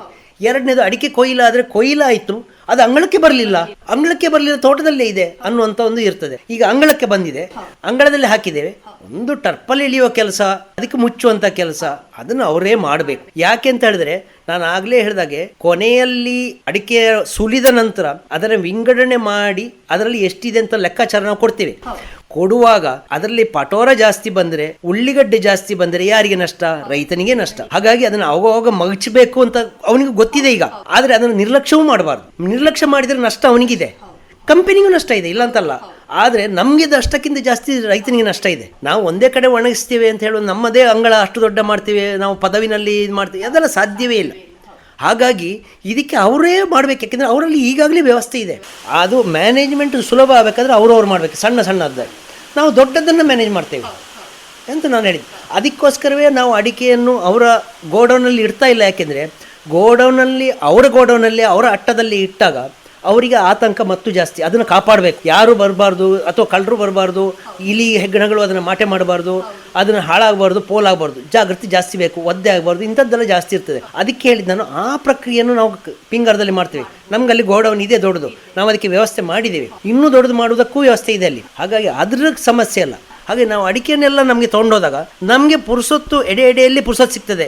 ಆ ಎಡೆಯಲ್ಲಿ ಪುರುಸೊತ್ತು ಸಿಕ್ಕಾಗ ಇದನ್ನು ಸುಳಿದಿಡ್ತೇವೆ. ಮಾರೋದು ನಿಮ್ಮ ಇಷ್ಟ ಪ್ರಕಾರವೇ ಮಾರ್ಬೋದು ಅಂತ ನಾನು ಹೇಳಿದೆ. ಮಾರುವಲ್ಲಿವರೆಗೂ ಅದರ ಕ್ವಾಲಿಟಿಯನ್ನು ಮೇಂಟೈನ್ ಮಾಡಲಿಕ್ಕೆ ಪಿಂಗಾರ ಜವಾಬ್ದಾರಿ. ಅದಕ್ಕೆ ನಾವು ವ್ಯವಸ್ಥೆ ಮಾಡಿದ್ವಿ, ಅದಕ್ಕೆ ಸರಿಯಾದ ವ್ಯವಸ್ಥೆ ಮಾಡಿದ್ವಿ. ಅದರಿಂದಾಗಿ ಅದು ಸುಸೂತ್ರವಾಗಿ ನಡೀತದೆ ಅಂತ ನನ್ನ ಅನಿಸಿಕೆ. ಅದೇ ಸರ್, ಖಂಡಿತ ನಿಮ್ಮದು ವಿಷಯ ಕೇಳಿ ನಮಗೆ ಸಹ ಇನ್ನೂ ಸಹ ಒಂದು ಪ್ರೋತ್ಸಾಹವಾಗಿ, ನೀವು ಮಾದರಿಯಾಗಿ ಸಾಧಕರ ಒಂದು ಪಟ್ಟಿಯಲ್ಲಿದ್ದೀರಾ, ಅದರಲ್ಲಿ ಹಾಗೆ ಖುಷಿ ಆಗ್ತಾ ಉಂಟು. ಈಗ ಎಜುಕೇಷನ್, ವಿದ್ಯಾಭ್ಯಾಸ ಬಂದರೆ ಈಗ ಮಕ್ಕಳೆಲ್ಲ ಹೆಚ್ಚಾಗಿ ಡಾಕ್ಟ್ರು, ಇಂಜಿನಿಯರ್ ಆಗಬೇಕು ಅಂತೇಳಿ ಹೋಗ್ತಾರೆ. ಆದರೆ ಈ ಕೃಷಿಯನ್ನು ಅವಲಂಬಿತವಾಗಿ ಹೋಗಲಿಕ್ಕೆ ಅವರಿಗೆ ಸ್ವಲ್ಪ ಅದರ ಬಗ್ಗೆ ಇಂಟ್ರೆಸ್ಟ್ ಕಡಿಮೆ ಇರ್ತದೆ. ಆದರೆ ನೀವೊಂದು ಮಾದರಿಯಾಗಿ ಒಂದು ಮುಂದುವರಿಸಿಕೊಂಡು ಇಷ್ಟರ ಮಟ್ಟಿಗೆ ಒಂದು ಬೆಳೆದುಕೊಂಡು ಬಂದಿದ್ದೀರಾ. ಹಾಗೆಯೇ ಒಂದು ದೊಡ್ಡ ಪಿಂಗಾರ ಸಂಸ್ಥೆಯ ಅಧ್ಯಕ್ಷರಾಗಿ ಸಹ ಇಷ್ಟೊಂದು ಪ್ರಾಡಕ್ಟ್ಗಳು, ಉತ್ಪಾದನೆಗಳನ್ನು ಮಾಡ್ತಾ ಇದ್ದೀರಾ. ಇದೊಂದು ದೊಡ್ಡ ಸಾಧನೆ ಅಂತಲೇ ಹೇಳ್ಬೋದು. ವಿದ್ಯಾರ್ಥಿಗಳಿಗೆ ಒಂದು ನಿಮ್ಮ ಅನುಭವವನ್ನು ಹೇಗೆ ಅವರು ಮುಂದಿನ ವಿದ್ಯಾಭ್ಯಾಸದ ಉದ್ಯೋಗಕ್ಕಾಗಿ ಉಪಯೋಗಿಸ್ಬೋದು ಅಂತ ಹೇಳ್ಬೋದಾ ಸರ್? ಈಗ ಅಡಿಕೆ ಕೌಶಲ್ಯ ಪಡೆ ಅನ್ನುವಂಥ ಪಡೆಯಲ್ಲಿಯೇ ನಮಗೆ ಒಂದು 50% ಹಿಂದಿಯವರು ಕೆಲಸ ಮಾಡ್ತಾ ಇದ್ದಾರೆ, 50% ಇಲ್ಲಿ ಊರಿನವರು ಕೆಲಸ ಮಾಡ್ತಾ ಇರೋದು. ನಾವು ಅವರಿಗೆ ಉದ್ಯೋಗ ಕೊಟ್ಟಿದ್ದೇವೆ. ಆ ರೀತಿ ಹೈಯರ್ ಎಜುಕೇಷನ್ಗೆ ಹೋಗದೇ ಇರುವಂತಹ ಲೋವರ್ ಎಜುಕೇಷನಲ್ಲೇ ಮಾಡಿರುವಂಥವರಿಗೆ ನಮ್ಮಲ್ಲಿ ಆ ರೀತಿ ಕೆಲಸಗಳಿದೆ.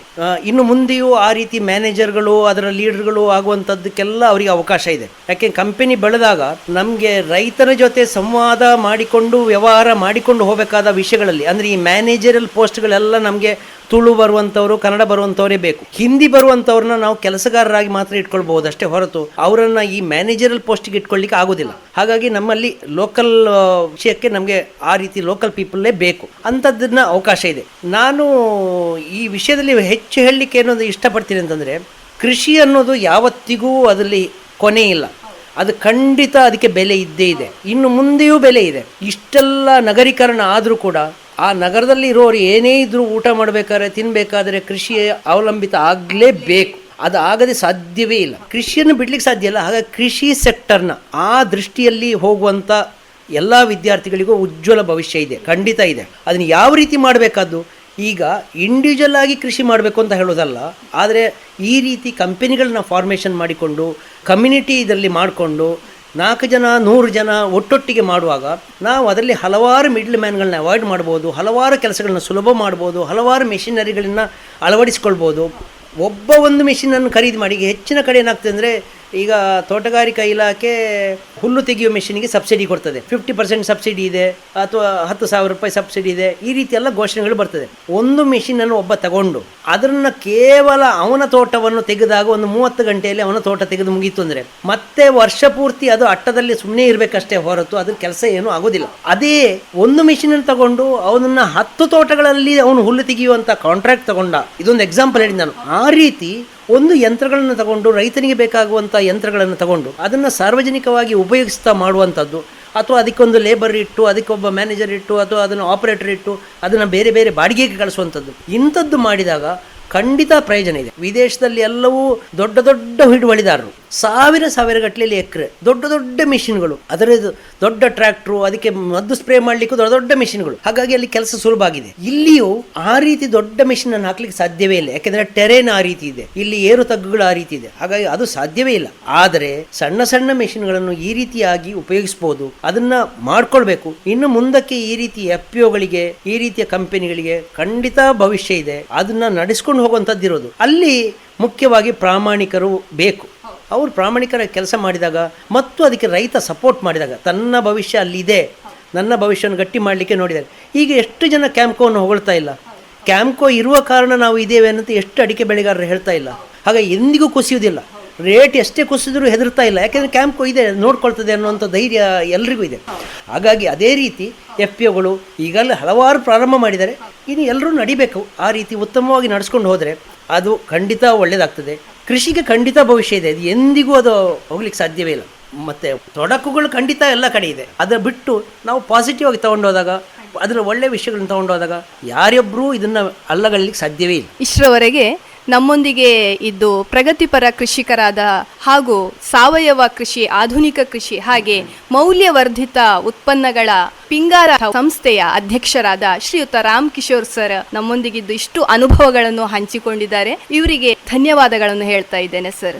ಪಿಂಗಾರದ ಬಗ್ಗೆ ಹೆಚ್ಚಿನ ಮಾಹಿತಿಗಾಗಿ ಸಂಪರ್ಕಿಸಬೇಕಾದ ಮೊಬೈಲ್ ಸಂಖ್ಯೆ 8088775628. ಶ್ರೀಯುತ ರಾಮ್ ಕಿಶೋರ್ ಕಜೆ ಇವರನ್ನು ಸಂಪರ್ಕಿಸಬಹುದಾಗಿದೆ. ಇದುವರೆಗೆ ಸಾವಯವ ಕೃಷಿ ಹಾಗೂ ಮೌಲ್ಯವರ್ಧಿತ ಉತ್ಪನ್ನಗಳ ವೈವಿಧ್ಯತೆಯೊಂದಿಗೆ ಪಿಂಗಾರ ತೋಟಗಾರಿಕಾ ಕೃಷಿ ಉತ್ಪನ್ನಗಳ ತಯಾರಿಕಾ ಕಂಪನಿಯ ನಿರ್ದೇಶಕರಾದ ಶ್ರೀಯುತ ರಾಮ್ ಕಿಶೋರ್ ಕಜೆ ಇವರೊಂದಿಗೆ ಸಂದರ್ಶನವನ್ನು ಕೇಳಿದಿರಿ. ಸಂದರ್ಶಕರು ಶಶಿಕಲಾ ಪ್ರಭು ಕಾಡುಮಠ. ಈ ಕಾರ್ಯಕ್ರಮದ ನಿರ್ದೇಶನ PV ಪ್ರಶಾಂತ್ ಕುಮಾರ್. ಈ ಕಾರ್ಯಕ್ರಮದ ಪ್ರಾಯೋಜಕರು ಕೃಷಿ ಹಾಗೂ ರೈತ ಕಲ್ಯಾಣ ಸಚಿವಾಲಯ, ಭಾರತ ಸರ್ಕಾರ.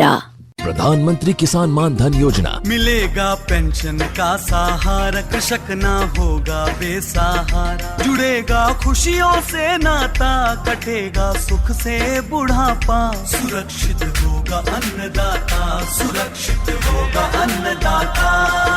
प्रधानमंत्री किसान मान धन योजना से लघु सीमांत किसानों का भविष्य होगा सुरक्षित। और 60 वर्ष की आयु से 3,000 रूपए मासिक पेंशन होगी सुनिश्चित। 55 रूपए से 200 रूपए की मासिक किश्त देकर प्रवेश कर सकते हैं 18 से 40 वर्ष तक के किसान। इस अंशदायक योजना में सरकार देगी बराबर का योगदान। सभी किसान भाई बहन इस योजना के लाभ के लिए जन सेवा केंद्र में जाएं। और अपना निशुल्क नामांकन कराएं। प्रधानमंत्री किसान मान धन योजना, अन्नदाता के परिश्रम को संबल, पेंशन से सुरक्षित उनका कर। कृषि एवं किसान कल्याण मंत्रालय, भारत सरकार द्वारा जनहित में जारी।